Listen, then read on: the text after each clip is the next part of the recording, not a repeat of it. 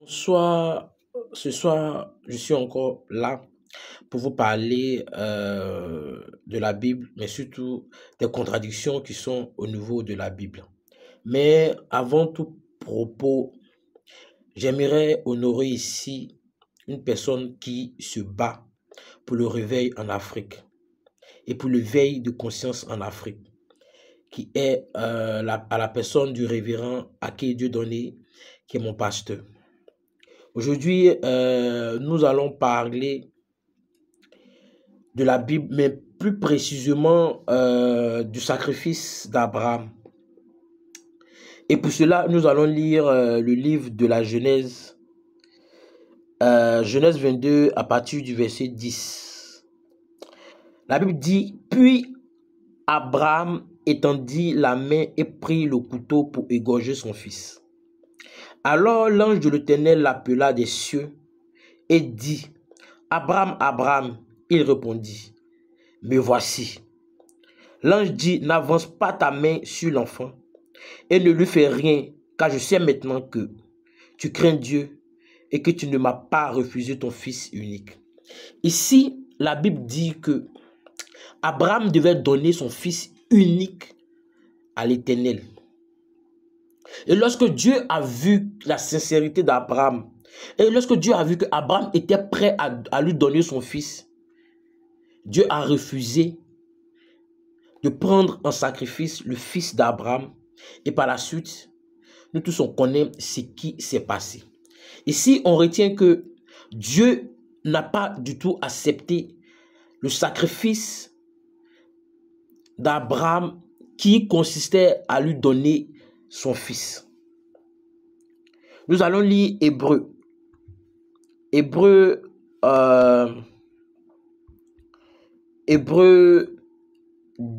11, le verset 17 à 19. La Bible dit que c'est par la foi qu'Abraham offrit Isaac lorsqu'il fut mis à l'épreuve et qu'il offrit son fils unique. Lui qui avait reçu les promesses. Attends, je ne comprends pas. La Bible dit que c'est par la foi qu'Abraham offrit son fils unique.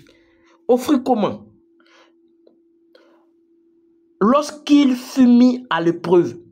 La Bible dit que Abraham a offert son fils unique lorsque Dieu l'a mis à l'épreuve. Et qu'il offrit son fils unique lorsque lui qui avait reçu les promesses. Et à qui il avait été dit, en Isaac sera nommé pour toi une prospérité. Il pensait que Dieu est puissant, même pour ressusciter les morts. Aussi le recouvra-t-il par une sorte de résurrection. Ici, on me dit que Abraham a offert son fils unique. Abraham a tué Isaac, mais par la suite, Dieu l'a ressuscité.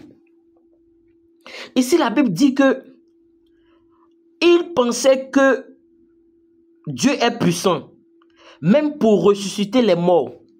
Aussi, le recouvra-t-il par une sorte de résurrection. Donc, ça veut dire que Abraham a effectivement égorgé son fils pour donner à Dieu. Mais par la suite, Dieu l'a ressuscité vu la foi de Abraham. Mais dans l'autre verset, dans la Genèse 22, 10 à 12, la Bible dit non, Abraham n'a même pas pu donner son fils en sacrifice. Dieu avait vu la foi d'Abraham et il a arrêté Abraham. Mais dans Hébreu nous dit qu'Abraham a offert son fils en sacrifice. Et c'est par la suite qu'il a été ressuscité. Mais attends.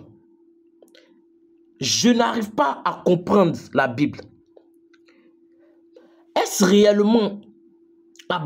que réellement Abraham a offert son fils en sacrifice et par la suite Dieu l'a ressuscité, ou bien le sacrifice d'Abraham a été transformé par un mouton et par la suite il a offert ce mouton-là en sacrifice à Dieu? Vous-même, vous voyez par cette lecture que c'est carrément une contradiction, il y a quand même une nuance des faits, des récits au fait.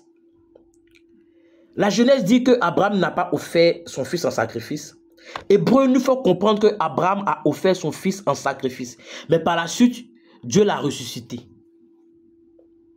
J'appelle ici mes frères chrétiens de venir voir ces deux récits et de venir me l'expliquer dans les commentaires.